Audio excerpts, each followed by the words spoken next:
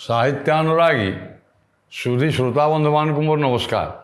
आज ओडिया रीतिकाव्य बा ओडिया रीति साहित्यर अन्यतम विशिष्ट कवि भक्त कवि भक्तचरण दासंकर मनोबोध चौतीसा संपर्क में किसी आलोचना करवा। या पूर्वर श्रोताबंधु मान को कही रखे जे या पूर्वर यही मनोबोध चौतीसार केतोटी पद मु आलोचना करिछि एवं अवशिष्ट पद जहाँ सब बाकी रही जाइछि। चौतीसा कहले आपण माने जानती 34 पद 34 पदरु 34 पदर समाहार यही मनोबोध चौतीसार किछि अंश मु आलोचना करिछि। तद्विषय मु आउ विशेष आलोचना न करी आसंतु आज यही अवशिष्टांश मनोबोध चौतीसा जहाँकि ओडिशार बा ओडिया प्रेमी मानकर ओडिया साहित्य प्रेमी एवं ओडिशार पूर्वपल्ली घरे घरे आबे मनोबोध चौतीसार पाठ आपण माने शुणुथिबे। से गीत एते जनादृति लाभ करिथिला एवं जनादृति भी लाभ करिछि भविष्य में मध्य करुथिबो। काहेकि ना इथरे आज्ञा भक्तचरण दास देखै दैछन्ती ये संसारटा होछि आमे जो संसार रे मोह माया रे जड़ित होइछे ए मोह माया को विषयासक्त होकर रही जीवन धिक ए संसार गुड़िक सबू अनित्य अस्थिर ए संसार ए शरीर ए संसार भी अस्थिर ए क्षणभंगुर देह बा शरीर मध्य नित्य नुहे। जहाँ नित्य शाश्वत सत्य चिरंतन से भली पथरे आपण गति करंतु। प्रभु जगन्नाथ को प्रभु श्रीकृष्णकर पाखरे निजक समर्पण करंतु। प्रभु जगन्नाथ नीलाद्रि बिहारी जगन्नाथ पाखरे निजर मन को निवेश करंतु। ताहले आपण आनंद पाइबे। ये विषय वासना भोग लालसा भितरे आपणकर आयुष्य सरी सरी आसुची जहाँकि आमर काम्य मुटे नुहे बा मनुष्य धर्म से मनुष्य धर्म सेटा नुहे। धर्म हूँ धर्म एक पूत गढ़ी विधि तोरिबा को ही संसार बारिधि राधानाथ राय कहते। तेणु केवल राधानाथ ना ये समस्त अनेक महापुरुष बा काव्य कविता लिखा कवि विशिष्ट कवि मैंने कथा कहते संसारटा हूँ अनित्य। मुझे किति पद आलोचना करी तद विषय आलोचना न करी आसतु परवर्ती पर्यायर कौन कवि कहते शुणा। ठीके मु कहूछि कर मो कथा ठीके तो दे अच्छी शून्य देवतारे शून्य देवता ठकी जीवुटी ठीक मुंडे पड़िले ठकी जीवुटी ठीक मुंड पड़िले ठीके गुरुंक सेवा ठीके गुरुंक सेवा कर तू भले रे कर तू भले डाकी कहूछि मन भज गोविंद डर जंजाल जाऊ तोहर हृदय डर जंजाल जाऊ तोहर हृदय डाकी मु कहूछि भज गोविंद स्मर गोविंद गोविंदम भज मूढ़ मते जंग डंगा जेन्हे जल रे चाहा पछकू रेरी थांती श्रवण भक्त डाकू अति चमत्कार पद सब लिखि दे खूब सरल भाव भाव व्यंजक भाव गर्भक आओ परमात्मा सहित जड़ित होगापी से केमती आमको सत्य जीवात्मा को नहीं जाऊँगी। ये जीवात्मा विषयासक्त हो निवृत्त होकर प्रवृत्ति मार्ग में न जाई परिचालित न हो श्रेय पथरे परिचालित न हो प्रेय पथरे निवृत्ति मार्ग में मन गले से परमानंद आभाव। ये कथा कहवाई कवि भक्तचरण दास कहते ठीके मु कहूँगी मो कथा माने रे मन मन को संबोधन कर कहते ना ता ना हूँ आज्ञा मनोबोध चौतीसा मन को सांत्वना दौरान। क्या मन हूँ आज्ञा चंचल मन हूँ एकादश इंद्रिय जो अच्छी पंच ज्ञानेन्द्रिय पंच कर्मेन्द्रिय ता भितर 11 ସ୍ଥାନରେ ଅଛି ମନ। ମନ ହେଉଛି ଖୁବ୍ ଚଞ୍ଚଳ ଆଜ୍ଞା। ତେଣୁ ମନକୁ ବଶୀଭୂତ କରିବା ପାଇଁ ଏଇ ମନ ସମ୍ପର୍କରେ ତ ଆପଣ ଦେଖିବେ ଉପନିଷଦରେ ଅତି ସୁନ୍ଦର ଭାବରେ ସବୁ କୁହାଯାଇଛି। ତେଣୁ ବିକ୍ଷିପ୍ତ ଚିନ୍ତା କରୁଥିବା ମନକୁ କେମିତି ଏକନିଷ୍ଠ ପରମାତ୍ମା ପରବ୍ରହ୍ମ ଆଡ଼କୁ ନେବାକୁ ହେବ ଏବଂ ସଂସାରର ଆସକ୍ତିକୁ ପରିହାର କରିବା ପାଇଁ ପଡ଼ିବ। ଏଇ କଥା କହିବା ପାଇଁ କବି କହୁଛନ୍ତି ମୁଁ ଯାହା କହୁଛି ଠିକେ ସତ୍ୟ କଥା କହୁଛି। ହଉଅଛି କର ମୋ କଥା ମାନ ରେ ମନ ମୋ ବୋଲ କହ ଏ ମନ ଆରେ ମୋ ବୋଲ କର ମୁଁ ବୋଲ କର। ଆଉ ଠିକେ ତୋ ଦେହେ ଅଛି ଶୂନ୍ୟ ଦେବତା। ଆଉ ସେ ଦେବତା କେଉଁଠି ନାହିଁ। तो आम कहे द्वा सुपर्णा सजुजा सखायाम समान वृक्षम परिशस्वजात। जोड़े पक्षी गोटे जीव पक्षी गोटे परम पक्षी। से परम पक्षी तो हृदय अच्छी तो अंतर रही हृदय तू जापरुनु ये कथा मुझे ते चेतई दूची। आ ठीके तो देहे से शून्य देवता अच्छी से शून्य देवता को तू उपासना करे। आ ठकी जीवटी ठीके मुंड पड़े ठीक माने ठणा जदि मुंडरे जदि मुंडरे जदि ठकी जीवु अर्थात जदि विषयासक्त हबु मुंड जदि तोर बा मन सहित मुंड जदि चलला सियाड़े सबुबले काम क्रोध लोभ मोह मद माश्चर्य घेरिकी रही इंदिर मान इंदिर होती षड रिपु एमान ते अबाट को नहीं जाऊँगी आ पड़ीजु। एवं तेणु गुरु को ठीके गुरु को तू आराधना कर सी ते मार्ग देखईदेवे। असत मार्ग रे जाउथिबा असार पथरे जाउथिबा अबाटरे जाउथिबा लोक को सी गुरु ही बाट बतई दियंती संसार रे। ठीके गुरु को सेवा कर। तेणु गुरु को सेवा कले तू अवश्य गुरु तोते मार्ग बतईदेवे उपयुक्त मार्ग बतईदेवे। या फल तोर चित्त आ विभ्रम न विषयासक्त नहींकि निवृत्त हो। एवं तापर ये कहुए ना चित्त योग चित्तवृत्ति निरोध योग पतंजलि कहते चित्तवृत्ति को निरोध कले जाकि परमानंद समाधिस्थ अवस्था योगी माने लाभ करती। तू से भाई एणे तेणे संसार में न बुलिक रे मन स्थिर रही जा। आउ डाकी मु कहूँ भज गोविंद मुझे डाकिकी कहूँ आम कहूना डाकी हाकिकी जनईकरी डिंडिम बजेकरी जमी कहुए नागरा बजेकरी से भाई मुझे कहूँ बारंबार चेतई दूसरी कवि भज गोविंदम स्मर गोविंदम गोविंदम भज मूढ़े मूढ़ मते प्राप्ते सन्निहिते मरणे प्राप्ते सन्निहिते मरणे नहीं नहीं रक्षते डुक्रिम करणे।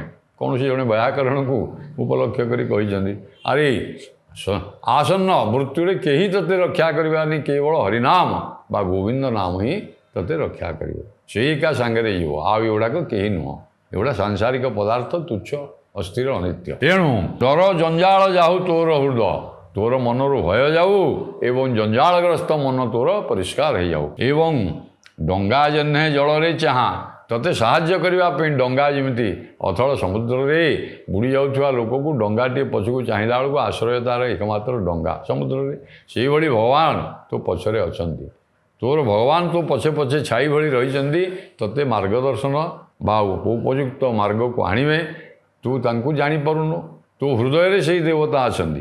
एणु डंगा जेन्हे जल चाह पछकू डेरी था श्रवण भगवान विपदे पड़े मुझे कहूली जे हाथी मध्य डाकी गज मृगुणी डाकी से पशु पक्षी भरतिया पक्षी डाके ये आप देखिए पशु पक्षी समस्ते भगवान विपद पड़े जमी डाकिले भगवान समस्त डाक शुणती आ तो डाक कहीं शुणवे।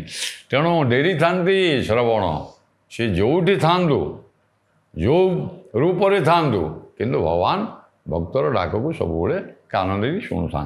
ढ गीतटी पदरे कौन लिखिं आसन शुणा ढोल जे सन ढाऊँ ढाऊँ बाजई ढाले तही भीतरे किछि नाही रे किछि नाही ढांकी रहिछि देह सबुटी तुच्छ ढांकी रहिछि देह सबुटी तुच्छ ढोली पड़िले सबू हेबटी मिछरे हेबटी मन को सचेतन कर दौरान।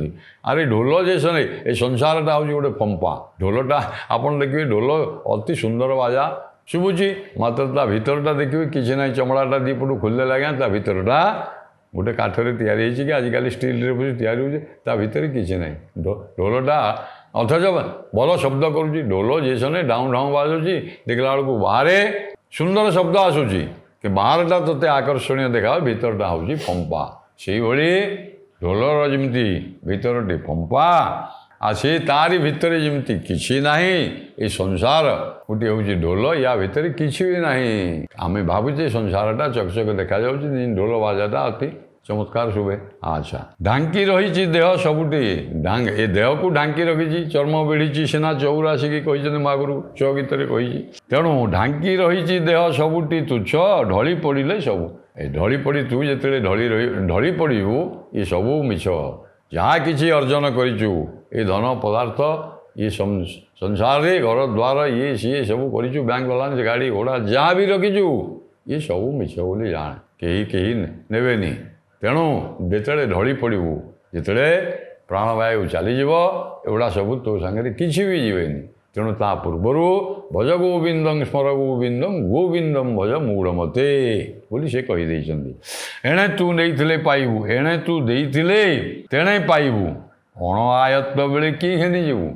ଏପଟେ ଯଦି ଦେଇଥିବୁ ଅର୍ଥାତ୍ ଜୀବଦଶାରେ ଜୀବନ ଥାଉ ଥାଉ ଯଦି କିଛି ସତ୍କାର୍ଯ୍ୟ କରିଛୁ କିଛି ଧର୍ମ ଅର୍ଜନ କରିଛୁ କିଛି ଦାନ କରିଛୁ ପୁଣ୍ୟ କାର୍ଯ୍ୟ କରିଛୁ ସତ୍କାର୍ଯ୍ୟ କରିଛୁ ତାହେଲେ ତାର ଫଳ ଅବଶ୍ୟ ଆର ଜନ୍ମରେ ନିଶ୍ଚୟ ତୁ ଭୋଗିବୁ।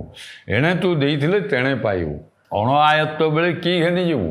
ଆଉ ଯେତେବେଳେ ଅଣାୟତ୍ତ ହେଇଯିବ ଆଉ ଏସବୁ ପଦାର୍ଥ ଛାଡ଼ି ଯେତେବେଳେ ଭୋଗ ଲାଳସା ପଛରେ ଯାଇଛୁ ସେଟା ଅଣାୟତ୍ତର ପଥ ଅବାଟ ଆଉ ସେଥିରେ ଗଲେ କ'ଣ ପାଇବୁ। ତେଣୁ ସତ୍ପଥରେ ଯାଅ ପୁଣ୍ୟ ଅର୍ଜନ କର ଧର୍ମ କାର୍ଯ୍ୟ କର ସତ୍ମାର୍ଗରେ ଯାଅ ଗୁରୁ ସେବା କର ଏବଂ ଏଇସବୁ ମାନ୍ୟ ଗୁରୁଜନମାନଙ୍କୁ ଶ୍ରଦ୍ଧା କର ଏବଂ ଗରିବମାନଙ୍କୁ ଦାନ କର ଧର୍ମ ଏସବୁ କଲେ ଯାଇକରି ତାର ପୁଣ୍ୟ ଫଳ ଅବଶ୍ୟ ତୋତେ ଇହଲୋକରେ କରିଥିଲେ ପରଲୋକରେ ହେବ। କାହିଁକି ଆମର ଅଛି ଯେ ପୁନରପି ଜନନମ୍ ପୁନରପି ମରଣମ୍ ପୁନରପି ଜନନୀ ଜଠରେ ଯେଉଁ ଲୋକଟା ଆଜ୍ଞା ଜନ୍ମ ହୋଇଛି ସେ ଲୋକଟା ନିଶ୍ଚୟ ମରିବ। ଯାହାର ଜନ୍ମ ନାହିଁ ଯିଏ ଭଗବାନଙ୍କ ଦେହରେ ଲୀନ ହେଇଯାଉଛି ସେ ଆଉ ଜନ୍ମ ହେଉଛି କି। କିନ୍ତୁ ଆମେ ସବୁବେଳେ ଜନ୍ମ ଚାଲିଛି ଭୋଗ କରୁଛି ଆଉ ଜନ୍ମ ହେଲେ ତ ଆପଣ ଭୋଗ ଲାଳସା ଅଛି। ତେଣୁ ପରିତ୍ୟାଗ କର। ପୁଣି କବି ମନକୁ ସମ୍ବୋଧନ କରି କ'ଣ କହୁଛନ୍ତି ଆସନ୍ତୁ ଶୁଣିବା। ଅନେକ ଦୁଃଖ ଦେବେ ଯମ ଭୁବନେ ଅଣନିଶ୍ୱାସୀ ହୋଇ ରହିବୁ ଦିନେ ଅନେକ ଦୁଃଖ ଦେବେ। ଯଦି ଏ ଜନ୍ମରେ ଭଲ କରିଥିବୁ ପୁଣ୍ୟ ଫଳ ଲାଭ କରି ସ୍ୱର୍ଗ ଲାଭ କରିବୁ ବା ଭଗବାନ ଆହୁରି ଯଦି ସ୍ୱର୍ଗ ଲାଭ ତ ଭଲ ତାଠାରୁ ଭଲ ଆହୁରି ପରମାତ୍ମାଙ୍କ ଦେହରେ ଲୀନ ହେଇଯିବୁ। ଯଦି ନ କରିବୁ ଯମ ଦଣ୍ଡ ଦେବେ ତତେ ନର୍କଗାମୀ ହେଉ ଏବଂ ଯମ ଲୋକର ଆମର ଅଛି ଯେ ଯମ କେମିତି ଦଣ୍ଡ ଦିଏ ଆପଣ ଜାଣିଛନ୍ତି ସେ କେମିତି ନେଇଯାଏ ଗତ ଥର ମୁଁ ଆଲୋଚନା କରୁଥିଲି। ଅନେକ ଦୁଃଖ ଦେବେ ଯମ ଭୁବନେ ତୁ ଯେବେ ବୋଲୁ ମୋର ଅର୍ଜିଲା ଧନ ତୋ ଦେହ ନୋହେ ତୋର ଦେଖ। ଆରେ ତୁ କହୁଛୁ ମୁଁ ଏଇ ଧନ ସମ୍ପଦ ଅର୍ଜନ କରିଛି ଯାହା କିଛି ଏସବୁ କରିଛି ମୁଁ କରିଛି। ଆରେ ତୋ ଦେହ ତ ତୋର ବଶୀଭୂତ ନୁହେଁ ତୋ ଦେହ ତୋର ନୁହେଁ ଆଉ ଏ ଧନ ପଦାର୍ଥ କେମିତି ହେଇଛି। ତେଣୁ ଭଗବାନ କଠୋପନିଷଦରେ କୁହାଯାଏ ଈଶୋପନିଷଦରେ ପ୍ରଥମ ଶ୍ଲୋକରେ କୁହାଯାଇଛି ଆଜ୍ଞା ଈଶାବାଶ୍ରମିଦଂ ସର୍ବଂ ଯତ୍କିଞ୍ଚ ଜଗତ୍ୟାଂ ଜଗତ୍ ତେନ ତ୍ୟକ୍ତେନ ଭୁଞ୍ଜିଥା ମା ଗୃଦ୍ଧ କସ୍ୟ ସିଦ୍ଧନ। ଅତି ସୁନ୍ଦର କଥା କୁହାଯାଇଛି। ମୁଁ ତାକୁ ସେ ତାତ୍ତ୍ୱିକ କଥା ମାଧ୍ୟମରେ ଉପନିଷଦରେ କୁହାଯାଇଛି ଯେ ଏ ଯାହା କିଛି ଦେଖୁଛ ଭୋଗ୍ୟ ପଦାର୍ଥ ଏ ଜଗତରେ ଜଗତ୍ୟାଂ ଜଗତ୍ ଏ ଜଗତରେ ଯାହା କିଛି ଭୋଗ୍ୟ ବସ୍ତୁ ଦେଖୁଛ ଏସବୁ ଭଗବାନଙ୍କର ତୁମର କିଛି ନୁହେଁ। ଆଉ ତୁମ ଦେହ ତ ମଧ୍ୟ ତୁମର ନିଜର ନୁହେଁ କାହିଁକି ନା ପଞ୍ଚମହାଭୂତରେ ତିଆରି ହେଇଛି। ଏ ଦେହ ଯେତେବେଳେ ମାଟିରେ ମିଶିଯିବ ପଞ୍ଚଭୂତ ଆଡ଼େ ମିଶିଯିବେ କ୍ଷିତ୍ ତେଜ ମରୁଡ଼ି ବ୍ୟୋମ। ଏଣୁ ତୁ ଯେତେ ବୋଲୁ ମୋର ଅର୍ଜିଲା ଧନ ତୋ ଦେହ ନୋହେ ତୋର ଦେଖ ଏମାନ ତୋହରି ସଙ୍ଗୁ ମନ ଗଲେଣି କେତେ ତୁ ମିଥ୍ୟା କଥାକୁ ନ ଯାଉ ପରତେ। ଆରେ ତୋ ସଙ୍ଗରୁ କେତେ ଗଲେଣି ଏମିତି ଦେହାଭିମାନୀ ଲୋକ ଯେଉଁମାନେ ଦେହ ସର୍ବସ୍ୱ ଲୋକ ବା ଭୋଗୀ ଲୋକ ଦେହାଭିମାନୀ ଲୋକ ସେମାନେ ଭଗବାନଙ୍କୁ ନ ମାନିକିରି ଧନ ପଦାର୍ଥ ପଛରେ ଧାଇଁ ବୟସ ଶେଷ ହେବା ପରେ ଆଜ୍ଞା ବାସ୍ ମୃତ୍ୟୁରେ ପଡ଼ିଯାଉଛନ୍ତି ଦେହାଭିମାନୀ ଲୋକ। ତେଣୁ ଦିନେ ନ ଭଜିଲୁ ରାମ ନାମରେ ବାଇ ମନ ବୋଲି କୁହାଯାଉଛି ଦିନେ ନ ଭଜିଲୁ ହରିନାମ। ଏ ହରିନାମ ବା ରାମ ନାମକୁ ଭଜନ ନ କରି ଦେହ ସର୍ବସ୍ୱ ଭୋଗ ଲାଳସା ଆରେ ବିଳାସ ବ୍ୟସନ ଭିତରେ ଯେଉଁଟା କଟେଇ ଦେଇଛୁ କିଛି ବି ତୋର ନୁହେଁ। ଏଣୁ ତୋହରି ଏମିତି କେତେ ଲୋକ ତୋ ସାଙ୍ଗରୁ ଗଲେଣି ଦେହାଭିମାନୀ ଲୋକ ଅନେକ ତୋ ସାଙ୍ଗରୁ ଗଲେଣି କେହି କିଛି ପଦାର୍ଥ ନେଇନି ତୁ ସେଇ ମିଥ୍ୟା କଥାକୁ ଆଉ ସତ ମନେ ନା ମୋ ବୋଲ କର କହଇ ମନ ଆରେ ମୋ ବୋଲ କର କଳାଶ୍ରୀ ମୁଖ ବାରେ ଦେଖିବା। ଥରେ ଭଗବାନଙ୍କୁ ଦେଖେ ଚିନ୍ତା ଏଇସବୁ ଚିନ୍ତା ମନରୁ ପଳେଇଯିବ ଲିଭିଯିବ। ଆଉ କବି କ'ଣ କହୁଛନ୍ତି? ଥିଲେ ସଂସାରେ ଯେତେ ନୃପତି ଥୟ କରି କିଏ ଭୋଗ କଲା ଏ ପୃଥ୍ୱୀ ଥୋଇଲା ଧନ ତୋର ଖଣ୍ଟ ଖାଇବେ ଥାନ ତୋହରି ଘର କରି ରହିବେ। ସୁନ୍ଦର କଥା, ସତ୍ୟ, ଏକବାରେ ନିରାଟ ସତ୍ୟ ଯାହାକୁ କହନ୍ତିନି, ଅକାଟ୍ୟ ସତ୍ୟ କଥା କହୁଛନ୍ତି। ଏ ସଂସାରଟା ମିଥ୍ୟା, ଏ ସଂସାର ମିଥ୍ୟା, ଏ ଦେହ ମିଥ୍ୟା, ଏ ବିଷୟାସକ୍ତ ଯେତେ ବିଷୟ ଭୋଗ୍ୟ ପଦାର୍ଥ ଏ ସମସ୍ତ ପରିତ୍ୟାଗ କରେ ରେ ମନ, ୟାକୁ ତାକୁ ମୋ କଥା ମାନେ। ଆଉ ଥିଲେ ସଂସାରେ ଯେତେ ନୃପତି, ସତ୍ୟ ଯୁଗରେ ଆମେ ଦେଖିଛେ ମାନ୍ଧାତା ଚ ମହିପତି କୃତ ଯୁଗାଙ୍ଗ, ଯୁଗକୁ ଅଳଙ୍କୃତ କରୁଥିବା ସତ୍ୟ ଯୁଗର ରାଜା ମାନ୍ଧାତା ପ୍ରଭୃତି, ତ୍ରେତୟା ଯୁଗରେ ହରିଶ୍ଚନ୍ଦ୍ର, ଦ୍ୱାପର ଯୁଗରେ ଧର୍ମରାଜ ଯୁଧିଷ୍ଠିର ବା ଭଗବାନ ଶ୍ରୀକୃଷ୍ଣ ଇତ୍ୟାଦି, ରାମଚନ୍ଦ୍ର ତ୍ରେତୟା ଯୁଗର ଇତ୍ୟାଦି ଇତ୍ୟାଦି, ଯେଉଁମାନେ ବା ଅଜ ଦିଲ୍ଲୀପ ରାଜା ଭଗୀରଥଠୁ ଆରମ୍ଭ କେତେ ରାଜା ମହାରାଜା ସବୁ ଥିଲେ। କିଏ କୁଆଡ଼େ ଗଲେ? କେହି ତ କିଛି ନେଇଯାଇନି ସଂସାରରୁ। ଏଣୁ ଥିଲେ ସଂସାରରେ ଯେତେ ନୃପତି ଥୟ କରି କିଏ ଭୋଗ କଲା, ଥୟ ହେଇକିରି ଅର୍ଥାତ୍ ରହିକିରି କେହି କି ଭୋଗ କରିନି। ଆଉ ତୁ ନଈକି ନା ପି ସହ ବସୁମତୀ, ଏ ସମସ୍ତେ ପଳେଇଛନ୍ତି, କାହା ସାଙ୍ଗରେ ଭୋଗ୍ୟ ପଦାର୍ଥ ଯାଇନାହିଁ। ତେଣୁ ତୋ ସାଙ୍ଗରେ ଯିବ ବୋଲି ତୁ କେମିତି ପ୍ରମତ୍ତ ହେଇକିରି ଭାବୁଛୁ? ତେଣୁ ଏହାକୁ ପରିହାର କର। ଥୋଇଲା ଧନ ତୋର ଖଣ୍ଟ ଖାଇବେ। ଆଉ ତୁ ଆଖି ବୁଝିଦେବା ଦିନ ତୁ ଯେତେବେଳେ ମୋର ମୋର କହିକିରି ମରିଯିବୁ, କିଛି ତ ନେବୁନି ଏବଂ ଯାହା ଅର୍ଜିଥିଲୁ ସେ ସବୁ ସମ୍ପତ୍ତି ଖଣ୍ଟ, ଚୋର ଖଣ୍ଟ ସବୁ ଯିଏ ଯୁଆଡ଼େ ନେଇଯିବେ। ଆଉ ମରି ତ ଯାଇଥିବୁ, ଆଉ କ'ଣ ଦେଖିବୁ? ଏବଂ ତୋ ଜାଗା ସେସବୁ, ତୋ ଥାନ ମଧ୍ୟ ଅର୍ଥାତ୍ ତୋ ଜାଗା ଖଣ୍ଡିକ ମଧ୍ୟ ନେଇକିରି କିଏ ଦଖଲ କରି ନେଇଯିବ। ଏଇଭଳି ମଧ୍ୟ ସଂସାରରେ ହେଉଛି, ଆମେ ଦେଖୁଛେ। ଥାନ ତୋହରି ଘର କରି, ତୋହରି ଜାଗାରେ ଘର କରିକିରି ସେମାନେ ମଧ୍ୟ ରହିବେ। ଏଇଭଳି ଦିନ ଆସିବ। ତେଣୁ ବେଳ ମୁଁ କହୁଅଛି। ଆଉ କ'ଣ କବି କହୁଛନ୍ତି ଦେଖିବା। ଦେହେ ପୁରିଛି ତୋର ଅଶେଷ ରୋଗ, ଦିନ ଚାରିକି ସିନା ଏ ସୁଖ ଭୋଗରେ, ଏ ସୁଖ ଭୋଗ ଦଣ୍ଡେ କେହି ତୋତେ ରଖିବେ ନାହିଁ, ଦଣ୍ଡୁ ଯେ ଥିବେ ଯମ ଡଗରେ, ଦଣ୍ଡୁ ଯେ ଥିବେ ଯମ ଡଗରେ ନେଇ। ଦଣ୍ଡେ କ୍ଷଣ ମାତ୍ର, ଏକ ମୁହୂର୍ତ୍ତ, ଯେତେବେଳେ ମୁଁ ଆଗରୁ ଆମେ ପଢ଼ିଛେ ଜନ୍ମ ହେବା ପୂର୍ବରୁ କାଳ ପାଶ ତୋ ବେକରେ ଯମ ପକାଇକିରି ରହିଛି, ତୁ ଜନ୍ମ ହେଇଛୁ। ତେଣୁ ସେ ଝିଙ୍କି ନେବ ଠିକ୍ ସମୟରେ। ଏଣୁ ଦେହେ ପୁରିଛି ତୋର ଅଶେଷ ରୋଗ, ଅଶେଷ ରୋଗ ଏ ଦେହରେ ପରିପୂର୍ଣ୍ଣ ହେଇକି ରହିଛି। ଦେହେ ପୁରିଛି ତୋର ଅଶେଷ ରୋଗ, ଦିନ ଚାରିକି ସିନା, ଆଉ ଯାହା କିଛି ସୁଖ ବୋଲି ଭାବୁଛୁ ଏଇ ସଂସାରରେ, ଯାହା ସୁଖ ବୋଲି ଭାବୁଛୁ ଏଇ ଦିନ ଚାରିଟା, ଅର୍ଥାତ୍ କିଛି ଦିନ ପାଇଁ ତୋତେ ଏଇଟା ଭଲ ଲାଗୁଛି, ବିଳାସ ବ୍ୟସନ ଭୋଗ, ଏଗୁଡ଼ା ସବୁଦିନ, ଏଗୁଡ଼ା ଚିରସ୍ଥାୟୀ ନୁହେଁ, ଏଗୁଡ଼ା ହେଉଛି କ୍ଷଣସ୍ଥାୟୀ। କ୍ଷଣସ୍ଥାୟୀ ସୁଖ ତା ପଛରେ ଧାଇଁଛୁ। ଏବଂ ରୋଗରେ ଯେତେବେଳେ ପ୍ରପୀଡ଼ିତ ହେଇଯିବ, ବାର୍ଦ୍ଧକ୍ୟ ଅବସ୍ଥା ଆସିବ, ବିଭିନ୍ନ ରୋଗ ଆପଣ ଦେଖନ୍ତୁ, କାହାର ପକ୍ଷାଘାତ ହେଉଛି, କାହାର ଗୋଡ଼ଟେ ଭାଙ୍ଗିଗଲାଣି, କାହାର ହାତ ଭାଙ୍ଗିଗଲାଣି, କାହାର ହାତ ଅଚଳ ହେଇଗଲାଣି, ଜୀର୍ଣ୍ଣ ଦେହ, କଙ୍କାଳସାର ଶରୀର ପଡ଼ିଛି, କେହି ପଚାରୁନାହାନ୍ତି। ଏଇଭଳି ଅବସ୍ଥା ଯେତେବେଳେ ଆସିବ, କାହିଁକି ନା ଶରୀର ତ ରୋଗଗ୍ରସ୍ତ, ରୋଗ ପରିପୂର୍ଣ୍ଣ ହେଇଛି। କାଶ, କଫ, ବାତ, ଜ୍ୱର, ଶ୍ଲେଷ ଏହି ସମସ୍ତ ରହିଛି। ଏଣୁ ତ୍ରିତାପ ରହିଛି ଦେହରେ, ଆଧ୍ୟାତ୍ମିକ, ଆଧିଦୈବିକ, ଆଧିଭୌତିକ, ଏ ତିନି ତାପରେ ବିଜଡ଼ିତ ସଂସାରରେ ତୁ ରହିଛୁ।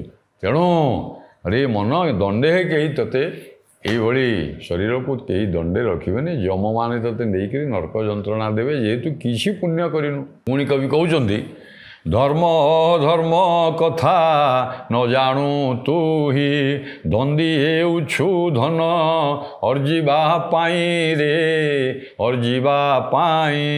ଧୋକା ରଖିଲେ ଧନ୍ଦା ଫିଟିବ, ଧୋକା ରଖିଲେ ଧନ୍ଦା ଫିଟିବ ନାହିଁ। ଧର୍ମରେ ଆତ ଯାତ ହେଉଛି ମହି। ଧର୍ମ ଅଧର୍ମ କଥା ତୁ, ପାପ ପୁଣ୍ୟ ଭଲ ମନ୍ଦ ବିଚାର ତୋର କିଛି ନାହିଁ। ଧନ୍ଦୀ ହେଉଛୁ ଧନ ଅର୍ଜି, କେବଳ ଧନ ପଛରେ ଧାଇଁଛୁ। ମୁଁ କେମିତି ରାତି ପାଇଲେ ଗୋଟେ ପଇସା ଧନ ପଦାର୍ଥ ଆଣିବି ହେରି, ଏଇଟା ଲାଗିଛି। ଆପଣ ଦେଖିବେ ବର୍ତ୍ତମାନ ଯୁଗରେ ତ ବେଶୀ ଆପଣମାନେ ଅନୁଭବ କରୁଥିବେ। ଏଣୁ ଧନ୍ଦୀ ହେଉଛୁ ଧନ ଅର୍ଜିବା ପାଇଁ, ଧୋକା ରଖିଲେ ଧନ୍ଦା। ଆଉ ମନରେ ଯଦି କୁବାସନା ରହିବ, ତାହେଲେ ପ୍ରକୃତ ଧନ୍ଦା ବା ବାଟ ତୁ ପାଇବୁନି। ଗୋଲକ ଧନ୍ଦାରେ ଯିଏ ପଡ଼ିଯାଉଛି, ଆଉ ବାଟ ପାଇବ କି ଆଜ୍ଞା? ତେଣୁ ସେ ଧନ୍ଦାର ପଥ ପରିଷ୍କାର ଆଉ ମିଳିବନି, ଯାହା ଗୋଳମାଳିଆ ସବୁବେଳେ। ଯେମିତି ଜାଲବତ୍ ସଂସାରଟା ହେଉଛି ଜାଲବତ୍ ଜମ୍ବାଳବତ୍ ଜାଲବତ୍ ଜାଲରେ ଥରେ ପଡ଼ିଗଲେ ଛନ୍ଦି ହେଇକିରି ବା ଆଉ ମୁକୁଳିବାର ବାଟ ନାହିଁ। ସେଇଭଳି ଧୋକା ରଖିଲେ ଧନ୍ଦା ଫିଟିବ ନାହିଁ ଧର୍ମରେ। କାହିଁକିନା ପୁଅ ସବୁ ଏତିକି କଥା ଯେ ତୁ ଯଦି ଟିକିଏ ପଛେଇକିରି ଦେଖିବୁ, ଟିକିଏ ଦୂରଦୃଷ୍ଟି ସମ୍ପନ୍ନ ହେବୁ, ତାହେଲେ ଦେଖିବୁ ଯେ ପ୍ରକୃତ ଧନ ପଦାର୍ଥରେ ଆସକ୍ତି ଭୋଗ ଲାଳସା ଯାହାର ନାହିଁ ସେ ଆନନ୍ଦରେ ଅଛି। ତୁ ଆନନ୍ଦରେ ଅଛୁ ବୋଲି ଭାବୁଛୁ, କିନ୍ତୁ ସବୁଠୁ ଦୁଃଖୀ ହେଉଛୁ ତୁ। ତୁ ନିଜେ ଭାବୁଛୁ ମୁଁ ବଡ଼ ଆନନ୍ଦରେ ଅଛି, ଧନ ପଛରେ ଧାଇଁଛୁ ଦିନ ଦିବାରାତି, ତୁ ଭାବୁଛୁ ମୁଁ ବଡ଼ ଆନନ୍ଦରେ ଅଛି, କିନ୍ତୁ ସବୁଠୁ ଦୁଃଖୀ ହେଉଛୁ ତୁ। ଏବଂ ଧୋକା ରଖିଲେ ଧନ୍ଦା ଫିଟିବ ନାହିଁ ଧର୍ମରେ ଆତଯାତ ହେଉଛି ମୋହି। ଏହିପରି ଭାବରେ କବି ମନବୋଧ ଚଉତିଶା ମାଧ୍ୟମରେ ଭକ୍ତଚରଣ ଦାସ ଆମମାନଙ୍କୁ ଚେତାଇ ଦେଇଛନ୍ତି ଯେ ଏହି ସଂସାର କ୍ଷଣଭଙ୍ଗୁର ଅନିତ୍ୟ ସଂସାର ପଛରେ ବିଷୟାସକ୍ତି ବିଷୟ ବିମୁଖ ହୋଇକରି ଆପଣ ଯଦି ଶ୍ରୀ ଭଗବତ ଚରଣାମୃତ ନୀଳାଚଳ ବିହାରୀ ଜଗନ୍ନାଥ ବା ଭଗବାନ ଶ୍ରୀକୃଷ୍ଣଙ୍କର ପାଖରେ ନିଜକୁ ସମର୍ପଣ କରିଦେବେ, ତାହେଲେ ସେ ହେଉଛି ପରମ ଜୀବନର ହେଉଛି ପରମ ସାର୍ଥକ। ପରବର୍ତ୍ତୀ ପର୍ଯ୍ୟାୟରେ ଆଉ କ'ଣ କବି କହିଛନ୍ତି ସମୟ ହେଲେ କହିବି। ନମସ୍କାର।